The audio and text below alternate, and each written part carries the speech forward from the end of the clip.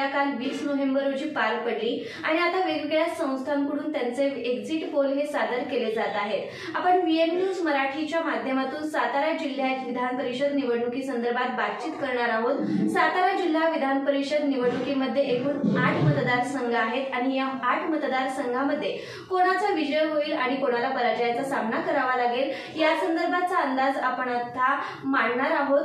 पहिला मतदारसंघ येतो तो सातारा जावळी विधानसभा मतदारसंघ। यामध्ये भाजपच्या तिकिटावर उभे राहिलेले आमदार शिवेंद्रराजे भोसले आणि त्यांच्या विरुद्ध उभे राहिलेले शिवसेना उभाटा गटाकडून अमित कदम। या ठिकाणी पहिल्यापासूनच आमदार शिवेंद्रराजे भोसले यांचा विजय निश्चित आहे असं मत नागरिकांमधून व्यक्त होत होतं आणि अमित कदम हे तेवढे टक्कर उमेदवार तगडी फाईट या ठिकाणी अमित कदम देऊ शकत नाहीत असं नागरिकांमधून मत व्यक्त होत होतं आणि खरंच आमदार शिवेंद्रराजे भोसले यांचा या सातारा जावळी विधानसभा मतदारसंघामध्ये विजय होईल हे निश्चित आहे। आता आपण वळणार आहोत पाटण विधानसभा मतदारसंघाकडे। साताराचे टोक असलेले पाटण विधानसभा मतदारसंघ या ठिकाणी आपण पाहिलं तर नेहमीच पाटणकर विरुद्ध देसाई असा पारंपरिक सामना होत होता। मात्र यावेळेस शिवसेना शिंदे गटाकडून शंभूराजे देसाई आणि शिवसेना उभाटा गटाकडून हर्षल कदम हे निवडणुकीच्या रिंगणात उतरले होते। मात्र नाराज असलेले सत्यजित सिंह पाटणकर यांनी आपला अपक्ष म्हणून उमेदवारी अर्ज दाखल केला आणि या ठिकाणी पुन्हा पाटणकर विरुद्ध देसाई असा सामना या ठिकाणी रंगला होता। मात्र शिवसेना उभाटा गटाकडून जे निवडणूक लढवत होते हर्षल कदम हे आपले किती मताधिक्य मिळवतात यावर सत्यजित सिंह पाटणकर यांना किती मताधिक्य पडतं हे पाहणं औत्सुक्याचं ठरणार आहे। ही निवडणूक घासून होणार आहे। मात्र या ठिकाणी शिवसेना शिंदे गटाचे शंभूराजे देसाई हे विजयी होतील असं मत नागरिकांमधून व्यक्त होत आहे। पाटण विधानसभा मतदारसंघानंतर आता आपण पाहणार आहोत पाटण विधानसभा मतदारसंघानंतर येणारा मतदारसंघ म्हणजे कराड दक्षिण विधानसभा मतदारसंघ।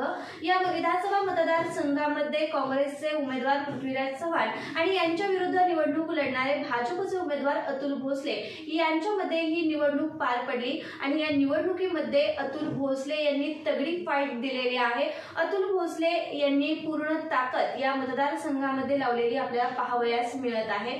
या विधानसभा मतदारसंघामध्ये पृथ्वीराज चव्हाण यांनी बरीचशी कामे केलेली आहेत असं मत नागरिकांचं आहे आणि या ठिकाणी अतुल भोसले विरुद्ध पृथ्वीराज चव्हाण यामध्ये पृथ्वीराज चव्हाण यांचा विजय होऊ शकतो। मात्र अतुल भोसले देखील या ठिकाणी तरुण वर्गातून येत आहेत आणि त्यामुळे हे देखील या ठिकाणी तगडी फाईट देऊ शकतात। या ठिकाणचा निकाल पाहणं देखील औत्सुक्याचं ठरणार आहे।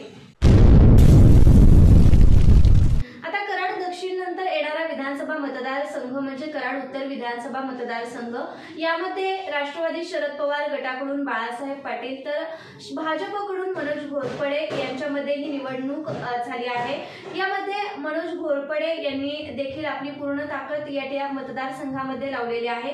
मनोज घोरपडे यांनी केलेली खेड्यापाड्यांमधील कामे त्याचबरोबर त्यांच्या नातेवाईकांनी दिलेली साथ यामध्ये मनोज घोरपडे विरुद्ध होणारा बाळासाहेब पाटील हा सामना नक्कीच तगडी फाईट देणार आहे। बाळासाहेब पाटील हे देखील या ठिकाणी आमदार राहिलेले आहेत आणि त्यांचे देखील या विधानसभा मतदारसंघामध्ये वर्चस्व आहे। त्यामुळे ही फाईट तगडी होणार आहे। मात्र बाळासाहेब पाटील या ठिकाणी विजयी होतील असं मत नागरिकांमधून व्यक्त होत आहे। कराड विधानसभा मतदारसंघानंतर आता आपण पाहणार आहोत कोरेगाव विधानसभा मतदारसंघ। या ठिकाणी नेहमीच शिंदे विरुद्ध शिंदे असा सामना पाहावयास मिळालेला आहे। या ठिकाणी शिवसेना शिंदे गटाकडून महेश शिंदे तर राष्ट्रवादी शरद पवार गटाकडून शशिकांत शिंदे असा सामना या ठिकाणी झालेला आहे। या ठिकाणी दोन्ही उमेदवारांनी प्रचंड ताकद या ठिकाणी लावलेली पाहावयास मिळत आहे। महेश शिंदे यांनी जी विकासाची कामे केलेली आहेत त्यावर महेश शिंदे हे विजयी होऊ शकतात। त्याचबरोबर शशिकांत शिंदे यांचा निष्ठावंत आमदार म्हणून संपूर्ण जिल्ह्यात आणि तालुक्यात त्यांना जी प्रसिद्धी मिळालेली आहे त्याचबरोबर त्यांना जी सहानुभूती मिळालेली आहे त्यावर देखील शशिकांत शिंदे देखील विजयी होऊ शकतात। या मतदारसंघामध्ये नक्की कोणाचा विजय होऊ शकतो हे आपण सांगू शकत नाही। नक्कीच हा निकाल आपण 23 तारखेलाच जाणून घेऊयात। कोरेगाव विधानसभा मतदारसंघानंतर आता आपण पाहणार आहोत मानखटाव विधानसभा मतदारसंघ। या ठिकाणी भाजपचे जयकुमार गोरे विरुद्ध शरद पवार गटाचे प्रभाकर घारगे यांच्यामध्ये ही निवडणूक झाली। मागच्या टर्ममध्ये जयकुमार गोरे यांचे बंधू असलेले शेखर गोरे हे त्यांच्या विरुद्ध लढत होते, मात्र या निवडणुकीमध्ये शेखर गोरे आणि जयकुमार गोरे हे एकत्रित पाहावयास मिळाले।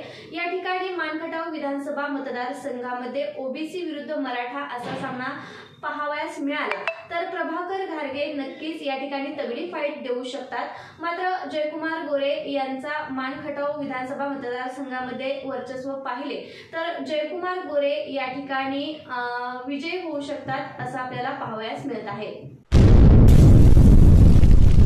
मानखटाव विधानसभा मतदारसंघानंतर मानखटाव विधानसभा मतदारसंघाला लागून असलेला मतदारसंघ म्हणजे फलटण विधानसभा मतदारसंघ।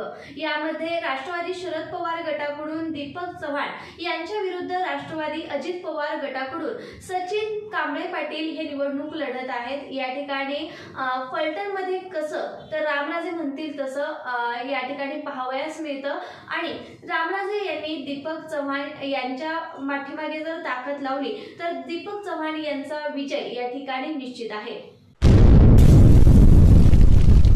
फलटण विधानसभा मतदारसंघानंतर आता आपण शेवटचा विधानसभा मतदारसंघ पाहणार आहोत, तो म्हणजे वाई विधानसभा मतदारसंघ।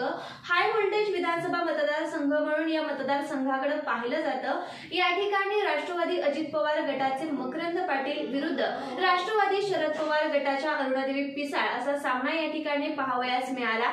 या ठिकाणी अपक्ष म्हणून उमेदवार असलेले पुरुषोत्तम जाधव हे देखील रिंगणात होते। या ठिकाणी पाहिलं तर आमदार मकरंद पाटील यांचा वाई तालुक्यामध्ये मोठा जनसंपर्क आहे। वाई त्याचबरोबर खंडाळा महाबळेश्वर या ठिकाणी देखील त्यांचा मोठा जनसंपर्क आहे।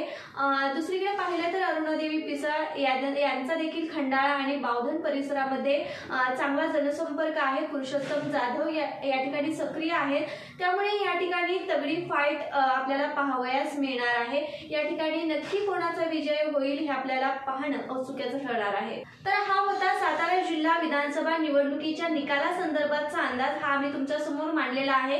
निकाल नक्कीच थोड्याफार प्रमाणात वेगळा लागू शकतो, पण त्यासाठी आपल्याला 23 तारखेची वाट पाहावी लागणार आहे। तोपर्यंत पाहत रहा VM न्यूज मराठी।